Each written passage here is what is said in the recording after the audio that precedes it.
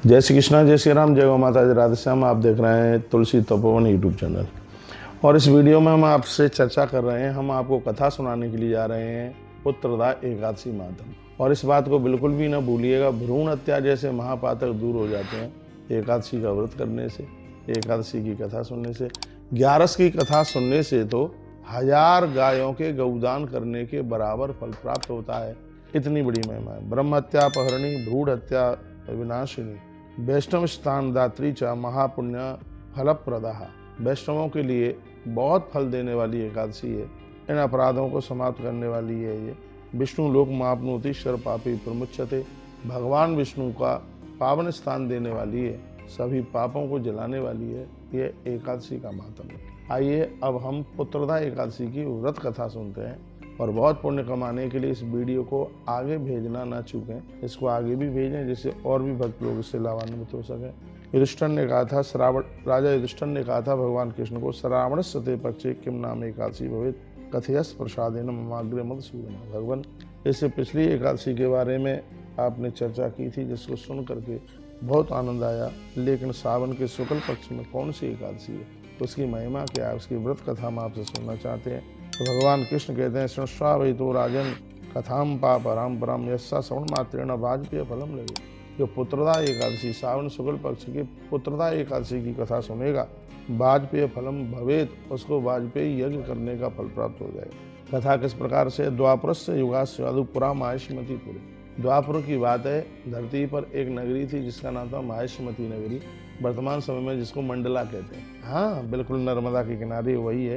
राजा महिजदा ख्यातो राज्यम पालिते स्वकम।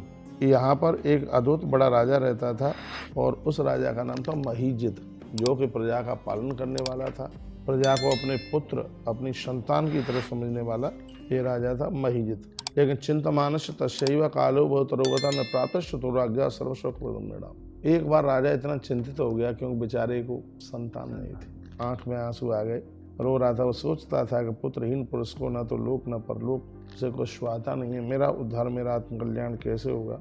तो वह बहुत ज़्यादा अपने आप को देख करके वो बहुत ज़्यादा परेशान था राजा। बताते हैं, कहने लगा, प्रजाओं में मैंने इस जन्म में कोई तो ऐसा अपराध किया नहीं है, न तो अन्यायपूर्वक मैंने कोई धन इकट्ठा किया है, फिर भी मेरा ऐसा कौन सा पाप है जिसकी वजह से मुझे संतान नहीं हुई है। यह जन्मन भूलो को न मया पातकम कृतम। मेरे ध्यान में इस जन्म में मैंने कोई पाप किया नहीं है। तो अन्यायोपार्जितम वित्तम क्षिप्तम कोसो मया नहीं। मैंने कभी अन्याय से धन भी इकट्ठा नहीं किया, कभी मैंने प्रजा से कोई ऐसा फालतू कर नहीं दिया। तो यह फिर मुझे कौन से पाप का दंड मिल रहा है जिसकी वजह से मेरी संतान नहीं है। मैंने कहीं भी ब्राह्मण की अथवा देवताओं की संपत्ति को भी नहीं लिया और बहुत अधिक पाप प्रदान करने वाले किसी की धरोहर को भी मैंने नहीं हड़पा। इसे एकादशी व्रत कथा में कहा गया है कि दूसरे की धरोहर को मारना वह एक बहुत बड़ा पाप है। ब्रह्मस्वम देव द्रविड़म न गृहीतम मयि क्वचिद न्यासापहारो न करता परस बहु पाप। बहुत बड़ा पाप है किसी की धरोहर को खा लेना। तो राजा रोता है और कहता है कि ऐसा मैंने कभी किया नहीं है, तो फिर ये सब हुआ कैसे। मैंने प्रजा को पुत्र की समान समझा, धर्मपूर्वक पृथ्वी को मैंने शासन किया, बंधु तथा पुत्रों के भी दुष्ट हो जाने पर मैंने यथोचित न्यायपूर्वक मैंने दंड का काम किया, मैंने दंड दिया। लिखा है, पुत्रवत पालितो लोके धर्मेण विजितामयी दुष्टेश पातितो दंडो बंधु पुत्रों प्रवेशोति। यदि राजा दुष्टों को दंड नहीं देगा तो राजा को बहुत अपराध लगेगा। तो सोचने लगा कि मैंने न्यायपूर्वक शासन किया, फिर भी मेरी संतान नहीं। मैंने शिष्ट पुरुषों का पूजन किया, मेरा पुरुष कोई भी, मैंने किसी अपराधी को पूजन किया नहीं है। तो वह ब्राह्मणों के पास में पहुंचा का, आप लोग इस प्रकार से मेरे लिए धर्म उपदेश करें। शिशास्त्र पूजिताम नित्यम न द्वेषासस मया जना एतेवं ब्रवतो मार्गम धर्म युक्तम द्विजोत्तम। उसने ब्राह्मणों को पूछा कि आप मेरे लिए कुछ बताएं, ऐसे समय में मुझे अब क्या करना चाहिए, आप लोग विचार करके मुझे बताइए जिससे मेरे घर में एक पुत्र का जन्म हो जाए। यह सुन करके वो ब्राह्मण ध्यान करके और वह राजा से कहने लगे, मंत्र यत्तान्यपितम जगमुस्ते गहनम वनम इतस्तस्तत पश्यन्त आश्रम सेविताम। उन्होंने क्या कहा था, कसमान मम गृहे पुत्रो न जातस्तु दुष्प्रतिद्वाक्यम दुजास्वत्ता सप्रजा सपुरोहित। राजा के शब्द सुन करके उन ब्राह्मणों ने क्या कहा था, ये कहा था कि हे राजन, यहाँ से थोड़ी दूरी पर एक श्रेष्ठ मुनि रहते हैं, उनके पास आप जाइए। वो घोर तपस्या कर रहे हैं, वो जितेंद्रिय हैं, क्रोध को उन्होंने जीत लिया है, वो सनातन धर्म के ऋषि हैं, धर्म तत्व को जानने वाले हैं, शास्त्रों में निपुण हैं, वो दीर्घायु महात्मा हैं, उनके केस बड़े हैं, ब्रह्मा के समान है, एक एक कल्प के बीत जाने पर उनका एक एक केस धरती पर गिरता है, इसलिए उनका नाम है लोमस। इसलिए एक एक कल्प में उनका एक एक गिरता है, तो उनका एक एक बाल एक एक युग में लोम गिरता है, इसलिए नाम है लोमसा। तो लोमस नामासम त्रकालज्ञो महामुनि, नाम है उनका लोमस और त्रकाली महात्मा। तम दृष्ट्वा हर्षता सर्वम आजमुस्तस्त सन्निधिम, उनके सन्निधि में पहुंचकर तुम्हारी समस्या का समाधान हो जाएगा। त्रकालदर्शी है, उनको देखकर सभी ब्राह्मण प्रसन्न, उनकी बात कह करके ब्राह्मण देवता प्रसन्न हो गए। राजा को यह बात कह दी तो राजा सीधे महात्मा लोमस के पास में पहुंचे और अपनी बात कह दी। डॉक्टर से रोग और गुरुजनों से अपने हृदय की बात नहीं छिपाई जाती, अपराध नहीं छिपाए जाते। तो राजा ने रो रो करके कहा कि गुरुवर, मेरे कोई संतान नहीं है, आपके पास मुझे एक पुत्र की प्राप्ति हो जाए। तो लोमस महर्षि ने कहा कि आप लोग यहाँ पर आए हैं, आपने मेरी स्तुति करी है, राजा के संग प्रजा और आई थी। प्रजा ने कहा था कि हे गुरुवर, आपके चरणों में प्रार्थना है कि हमारे राजा को एक पुत्र तो मिलना ही चाहिए। ऐसा कौन सा इनसे अपराध हुआ है जिसकी वजह से इनको संतान नहीं है? तो महात्मा लोमस कहते हैं, पुरा जन्मन वैश्यो हो धनहीनो नसुस्त्रत वाणिज्य कर्म निर्तोग्रा ग्राम ग्रामांतर अग्रमन। पहले जन्म में ये राजा धनहीन वैश्य था, धनहीन वैश्य था, गांव-गांव में पहुंच करके और वह व्यापार ये करते थे।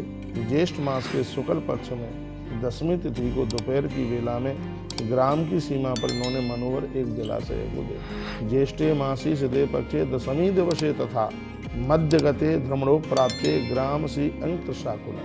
तो इन्होंने वो देखा, उस समय ये बहुत प्यासे थे और यह जल पीना चाहते थे। उस समय वहाँ पर एक गऊ अपने बछड़े के साथ आई। सुन रहे हैं? एक गौ माता अपने बछड़े के साथ आई। लिखा है सधत्स्ततः सवत्सा च धेनुस्तत्र समागत। बछड़े सद गौ माता का आना हुआ। वह प्यास से घबराई हुई थी, धूप से व्याकुल थी। उसी जलाशय में उसने जल पिया। जल पीती हुई उस गैया को हटा करके और ये स्वयं पानी पीने लगे, क्योंकि स्वयं पानी ये पीने लगे। बड़ा अच्छा श्लोक लिखा है, कृष्णा तुरा निदाघारता तस्या अम्बु पपऊ तुषा पीवंतिम बारित्वा तामसौ तोयम पपड़ू स्वयं। इसने सोचा कि गैया इसमें मुंह मार देगी तो पानी जूठा हो जाएगा, फिर मेरे पीने के लायक नहीं रहेगा। हाँ, तो इन्होंने उस गैया को हटा करके और राजा ने खुद उसमें पानी पिया। उसी पाप के कारण ये पुत्रहीन हो गए हैं। किसी जन्म के पुण्य के कारण इन्होंने अकंटक राज्य प्राप्त कर लिया। ऐसा कोई इनके पास पूर्व का पुण्य था जिससे इनको राज्य मिला है, लेकिन गाय को पानी न इन्होंने पीने दिया, उसकी वजह से ये संतानहीन हो गए। ऐसा पुण्यात् पापम क्षयम याति पुराणे श्रूयते मनु पुण्योपदेशम कथयेन पापक क्षयो भवेत् यथा भवत् प्रसादेन पुत्र भवति रूपम्। तो जो महात्मा के पास में जो लोग आए थे, उन्होंने कहा कि पुराणों में बताया गया है कि पुण्य से पाप का नाश हो जाता है। अतएव हे गुरुदेव, ऐसा कोई पुण्य बता दो जिससे राजा के पापों का नाश हो जाए और इनको संतान की प्राप्ति हो जाए। महात्मा लोमस ने कहा, श्रावणे शुक्ल पक्षे तु पुत्रदानाम विश्रुता एकादशी वांछितदा कुरुध्वं तदव्रतम जना। कहा, यदि यह राजा श्रावण के शुक्ल पक्ष में पड़ने वाली पुत्रदा एकादशी का व्रत कर ले तो यह अपराध समाप्त हो जाएंगे और इनके यहाँ संतान की प्राप्ति हो जाएगी। इस तरीके से उन गुरुओं ने, उस गुरुजी ने इनको संदेश दिया। आप लोग उसी का व्रत करें। इस बात को सुनकर सब वो नर नारी अपने नगर आ गए। राजा भी चल करके आ गया और समय आने पर राजा ने यह व्रत किया तो उनकी पत्नी गर्भिणी हुई और समय आने पर उनको बहुत सुंदर से बच्चे की प्राप्ति हुई। प्राप्ते प्रसव काले सा शिशु पुत्र मूर्जितम श्रावणस्य ते पक्षे कर्कटस्ते दिवा। वर्णन किया गया है कि सूर्य जब कर्क राशि में थे, द्वादशी तिथि में एकादशी पड़ी थी और भगवान की कृपा से अब भी एकादशी द्वादशी तिथि में ही पड़ी है। और जब एकादशी द्वादशी तिथि में पड़ जाए तो उस 11 की महिमा बहुत ज़्यादा ही हो जाती है। तो अब के बार से एकादशी की भी महिमा बहुत ज़्यादा है। राजा को संतान हुई, उन्होंने सोना चांदी तांबा रेशमी वस्त्र ब्राह्मणों को दान में दिए। दूसरे दिन एकादशी के दूसरे दिन ब्राह्मणों को उन्होंने भोजन कराया और राजा फिर वो व्रत करते रहे। उनको बढ़िया सी संतान की प्राप्ति हो गई। गीत मंगल निर्घोष सही जागरण तथा। तो एकादशी के दिन रात में गीत गाते हैं, जागरण करते हैं। ब्राह्मण क्षत्रिय वैश्य भिन्ना शूद्र तथा चारों वर्णों में से कोई भी व्यक्ति क्यों न हो, यह एकादशी सबका उद्धार आत्म कल्याण कर देती है। तथा पवित्रम गुरुवेद विधि पूर्वकम, जो गुरुदेव के अनुसार बताई गई विधि के द्वारा, क्या अद्भुत का है। तथा पवित्रम गुरुवेद विधि पूर्वकम, जो अपने गुरुओं के द्वारा उनके बताए अनुसार उस विधि के साथ यदि एकादशी का व्रत करते हैं, उस व्रत की महिमा और ज़्यादा बढ़ जाती है। ऐसा महात्मा लोमस ने कहा है। इसलिए अपने गुरुजनों को, संत जनों को पूछ करके ही 11 का व्रत किया करें। तो इसमें सालराम भगवान को स्नान कराएं, भगवान को वंदन करें, भगवान को पूजन करें। तो यूँ तो पूरे दिन ही एकादशी है, लेकिन सुबह 5:51 से लेके 10:34 तक भगवान को मिलाने का बहुत सुंदर सा मुहूर्त बताया गया है इसमें, जो हर बार मैं आपको बताता हूँ। हाँ, 16 तारीख को एकादशी 10:34 तक आप भगवान शालराम को शंख से स्नान कराइए। यदि शालराम भगवान नहीं है आपके घर में, तो भगवान गोविंद को, लड्डू गोपाल जी को दक्षिणावर्ती शंख से उन्हें स्नान कराएं, पंचामृत से स्नान कराएं और जल में थोड़ा तुलसी पत्र डाल करके फिर उससे भगवान को नहलाएं। तो इस एकादशी के करने से वंश वृद्धि बढ़ेगी, बच्चों को काम धाम मिलेगा, घर में लड़ाई झगड़े नहीं रहेंगे। क्या सुंदर बात कही। भुक्ति मुक्ति शब्दी संसारी शोभ सागरी। सब परिवार में, संसार में किसी भी प्रकार का दुख है उसकी निवृत्ति हो जाएगी। मुक्ति कहते हैं संसार की वस्तुएं, और मुक्ति कहते हैं संसार में रहते हुए संसार बांध न पाए। ये सब इस पुत्रदा एकादशी के द्वारा प्राप्त हो जाएगा। न करोति विधाने न पवित्रारोपणम तुझा। इस एकादशी को बिना विधान के न करें। बिना विधान इसमें, हाँ, बिना विधान इसमें क्या होता है, मन मुताबिक किसी के घर की कोई भी चीज़ नहीं खाइएगा, गलत जगह पर नहीं जाइएगा, सूतक पातक में कहीं किसी की मृत्यु वगैरह हो गई है वहाँ नहीं जाइएगा। तो ये इन चीज़ों का वर्णन किया गया है। श्रुत्वा महात्म में तस्या नरः पापान् मुच्यते। जो भी कोई इस एकादशी के महात्म को सुनेंगे तो स्त्री पुरुष पापों से मुक्त हो जाएंगे। यह पुत्र सुखम प्राप्य परत्र स्वर्गति लभेत। क्या सुंदर सी बात कही गई है। जो माता पिता इस एकादशी को करेंगे, इस कथा को सुनेंगे, उन्हें पुत्र सुख मिलेगा और उनके बच्चे गलत रास्ते पर जाने से बच जाएंगे, भटकने से बच जाएंगे। इसलिए हर माता पिता को पुत्रदा एकादशी करनी चाहिए। इससे उनके बच्चों की तरक्की होती है। यह इतनी बड़ी महिमा है। श्रुत्वा महात्म में तस्या नरः पापात् प्रमुच्यते। जो इस एकादशी को सुनेगा पाप उसको छोड़ देंगे। यह पुत्र सुखम प्राप्य, इस मृत्यु लोक में उनको सुख मिलेगा और परत्र स्वर्गति लभेत। अंत में वह लोग स्वर्ग को प्राप्त होंगे। बोलिए पुत्रदा एकादशी मैया की जय हो। ये हमने आपको पुत्रदा एकादशी की कथा सुना दी। अब हमने कथा सुनाई तो हमें दक्षिणा दे दो। तो बिना दक्षिणा के तो फिर कथा सुनने का फल क्या मिलेगा आपको। तो इसकी दक्षिणा यही है, आपके मोबाइल में जितने नंबर हैं ये व्रत कथा सबको भेज दो।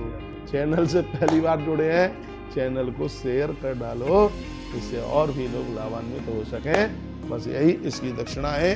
जय जय श्री राधे श्याम। तो यह हमने आपको ये सुना दी।